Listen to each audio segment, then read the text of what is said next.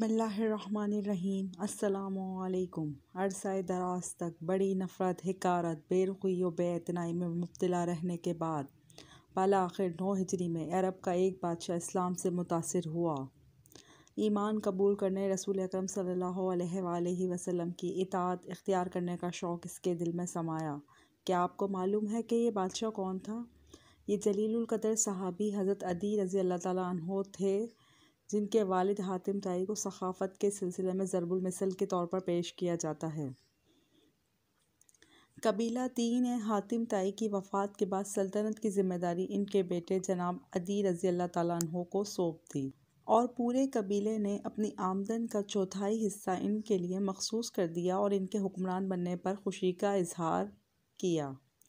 जब रसूल अकरम सल्लल्लाहु अलैहि वसल्लम ने एलानिया तौर पर इस्लाम की दावत पेश की और अरब चौक दर चौक हल्का बगूश इस्लाम होने लगे, ये सूरत हाल देखकर जनाब अदी रज़ी अल्लाह ताला अन्हो ने ख़तरा महसूस किया कि अगर आम लोग इसी तरह आपकी दावत से मुतासिर होते रहे तो बाला आखिर हमारी सल्तनत भी जाती रहेगी। तो इन्होंने इस्लाम की इशाअत को रोकने के लिए हर हरबा इस्तेमाल कर लिया। आप सल्लल्लाहु अलैहि वसल्लम से बुग़्ज़ व इनात की इंतहा कर दी। आप सल्लल्लाहु अलैहि वसल्लम से अदावत का ये सिलसिला 20 साल तक जारी रहा। बाला आखिर अल्लाह सुब्हानहू व तआला ने अपने फ़ज़्ल व करम से इस्लाम कबूल करने और हिदायत की राह इख्तियार करने के लिए इन्हें अंशराह सदर की अजीम नेमत से नवाज दिया। जनाब अदी के इस्लाम कबूल करने की नाकाबिल फ़रामोश दास्तान हम आपको इन्हीं की ज़बानी सुनाते हैं, क्योंकि इस दास्तान गोई में वही इसका हक़ अदा कर सकते हैं। जनाब अदी रज़ी अल्लाह ताला अन्हो बयान फरमाते हैं कि जब मैंने रसूल अकरम सल्लल्लाहु अलैहि वसल्लम के मुतालिक सुना तो मेरे दिल में इस कदर नफ़रत पैदा हुई, शायद ही किसी अरब बाशिंदे के दिल में इस जैसी नफ़रत पैदा हुई हो। मैं अपने इलाके और कौम का एक बावकार और मुअज़्ज़ज़ फ़र्द था, अक़ीदतन निसरानी था। दूसरे अरब बादशाहों की तरह मैं भी अपनी रियाया से इनके माल का चौथाई हिस्सा वसूल करता। पहले मरहले पर तो मैंने नफ़रत और हिकारत की बिना पर कोई परवाह ना की, लेकिन जब रसूल अकरम सल्लल्लाहु अलैहि वसल्लम की शान व शौकत में इजाफ़ा हुआ और आप सल्लल्लाहु अलैहि वसल्लम के लश्कर को सरज़मीन अरब में 4 सू फतूहात हासिल होने लगी, तो फिर मैंने अपने दिल में ख़तरा महसूस किया और ऊँट चराने वाले अपने ग़ुलाम से कहा, आज के बाद चाको चौबंद और ताकतवर ऊँटनियाँ हरदम मेरे लिए तैयार रखो और ऐसी सुधाई हुई हों कि सफ़र में कोई तकलीफ़ महसूस ना हो। एक दिन सुबह सवेरे मेरा यही ग़ुलाम दौड़ता हुआ मेरे पास आया और कहने लगा, मेरे आका, अगर लश्कर इस्लाम आपके इलाके पर यलगार कर दे तो फिर आप क्या करेंगे? मैंने घबराहट में इससे दरियाफ़्त किया कि क्या बात है। इसने कहा, मैंने आज घरों में झंडे लहराते देखे हैं। मुझे पता चला है कि आज लश्कर इस्लाम ने हमारे इलाके पर यलगार कर दी है और मुतअद्दिद घरों पर कब्ज़ा कर लिया है। मैंने अपनी गिरफ्तारी का ख़तरा महसूस करते हुए इससे कहा, जल्दी से 2 ऊँटनियाँ मेरे पास लाओ जिनके तैयार रखने का मैंने तुझे हुक्म दिया था। इसी वक्त वो ऊँटनियाँ मेरे पास लाई गईं। मैं अपने अहले खाना को इन पर सवार करके मुल्क शाम की तरफ रवाना हो गया, ताकि मैं अपने हम मज़हब नसरानियत के अलमदार लोगों के पास सकूनत इख्तियार कर सकूँ। हुआ ये कि मैं इस जल्दबाज़ी और घबराहट में अपने तमाम ख़ानदान को इस सफ़र में हमरा न ले सका, लेकिन जब मैं ख़तरनाक और कठिन रास्तों से गुज़रा तो बाज़ अफराद रास्ते ही में हलाक हो गए। इस अफरा तफरी में मेरी हमशीदा नजद में ही रह गई। इसको मैं अपने साथ ना ला सका, जिसको मुझे बहुत ज़्यादा दिली सदमा था, लेकिन अब मेरे लिए वापस लौटने की कोई सूरत ना थी। इसी गम में मैं परेशान कठिन रास्तों से गुज़रता हुआ शाम पहुंच गया और वहां मुस्तकिल रिहाइश इख्तियार कर ली। यहाँ नसरानियत का गलबा देखकर मुझे दिली मुसरत हासिल हुई, लेकिन अपनी हमशीरा की जुदाई और इसे पेश आने वाले ख़तरात का मुसलसल सदमा दामन गिर रहा। मुझे इत्तला मिली कि मेरे वहाँ से कूच कराने के बाद लश्कर इस्लाम ने हमारे घरों पर हमला किया और पूरे इलाके को फ़तह करने के बाद मेरी बहन को दीगर कैदियों के साथ गिरफ़्तार करके यसरब ले गए हैं और इन्हें मस्जिद के एक दरवाज़े के साथ मुल्का हवालात में बंद कर दिया। मुझे ये इत्तला मिली कि नबी सल्लल्लाहु अलैहि वसल्लम एक रोज़ हवालात के पास से गुज़रे तो मेरी बहन पुकार उठी, या रसूलल्लाह सल्लल्लाहु अलैहि वसल्लम, मेरा बाप फौत हो चुका है, मेरा निगरान मेरी आँखों से ओझल है, मुझ बेचारी पर एहसान कीजिए, अल्लाह आप पर एहसान करेगा।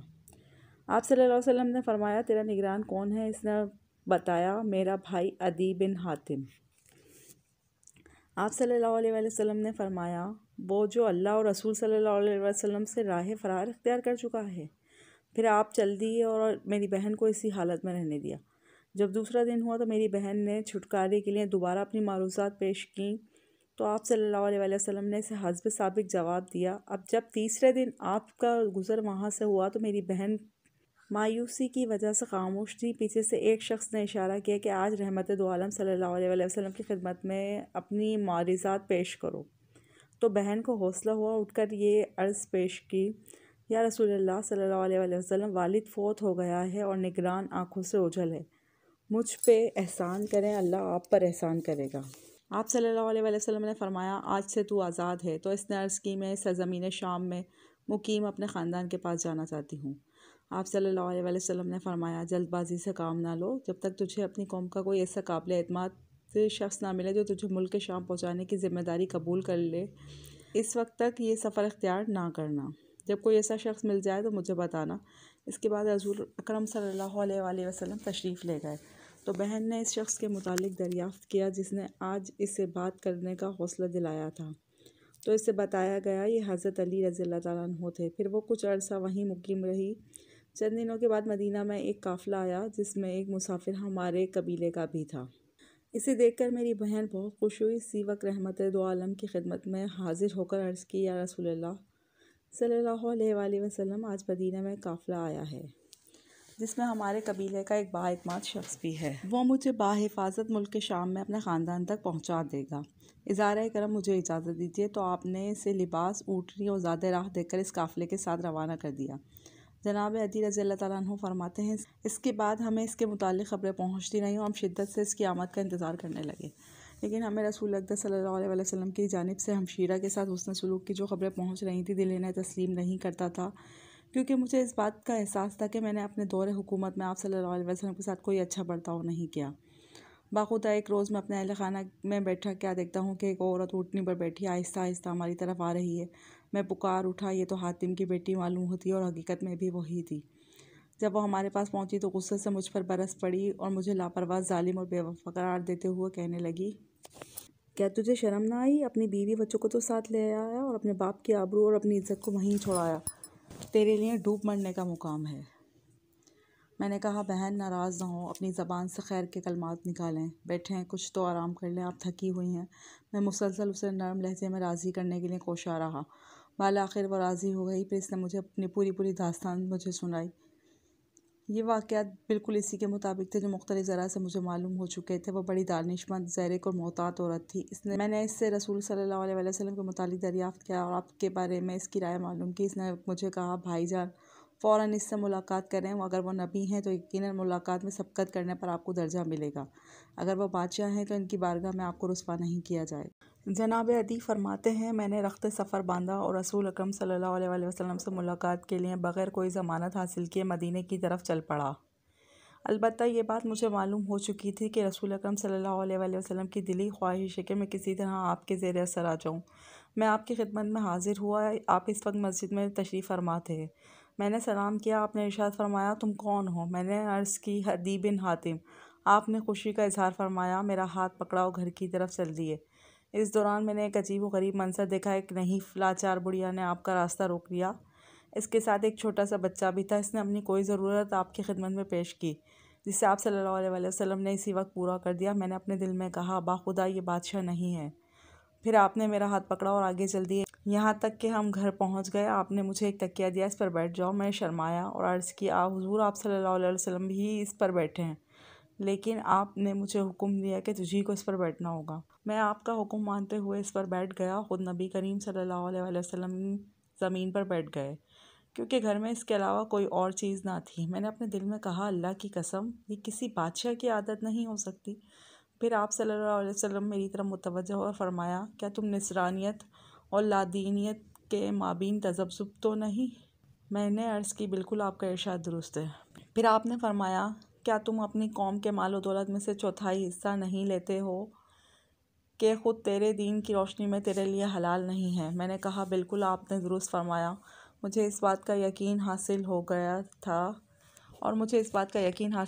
कि आप सल्लल्लाहु अलैहि वसल्लम अल्लाह के सच्चे रसूल हैं। फिर आप सल्लल्लाहु अलैहि वसल्लम मुझसे मुखातिब हुए और इरशाद फरमाया, अदी, शायद तुझे दीन इस्लाम कबूल करने से मुसलमानों की मौजूदा हालत ज़ार और गुर्बत व मुफलिसी रोक रही है। अल्लाह की कसम अनकरीब एक दिन ऐसा आएगा कि मुसलमानों में माल इतना वाफर हो जाएगा कि कोई शख्स तुम्हें सदका कबूल करने वाला भी नहीं मिलेगा। ए अदी, शायद तुझे इस दीन को कबूल करने से मुसलमानों की किल्लत और दुश्मनों की कसरत का एहसास रोक रहा हो। अल्लाह की कसम तुम अनकरीब सुनोगे कि पूरा ख़ित्ता अरब में इस्लामी परचम लहराएगा और हर सू अमन का माहौल होगा। एक औरत तन्हा अपनी सवारी पर कादसिया से रवाना होगी और बेखतर सफ़र करते हुए मदीना पहुँचेगी। दौरान सफ़र अल्लाह ताला के सिवा इसके दिल में किसी का डर ना होगा। ए अदी, शायद तुझे इस दीन को कबूल करने से यह एहसास रोक रहा हो कि आज हुकूमत और सल्तनत गैर मुस्लिमों के कब्ज़े में है। अल्लाह की कसम तुम अनकरीब ये ख़बर सुनोगे कि सरज़मीन बाबुल के सफ़ेद महलात को मुसलमानों ने फ़तह कर लिया है और कसरा बिन हर्मज़ के ख़ज़ानों को अपने कब्ज़े में ले लिया है। मैंने ताज्जुब से दरियाफ़्त किया, कसरा बिन हर्मज़ के ख़ज़ानों पर मुसलमानों का कब्ज़ा? आप सल्लल्लाहु अलैहि वसल्लम ने फरमाया, हाँ, मुसलमान कसरा बिन हर्मज़ के ख़ज़ानों पर काबिज़ हो जाएंगे। जनाब अदी फरमाते हैं कि ये बातें सुनकर मैं बहुत ज़्यादा मुतासिर हुआ, कलमा शहादत पढ़कर दायरा इस्लाम में दाखिल हो गया।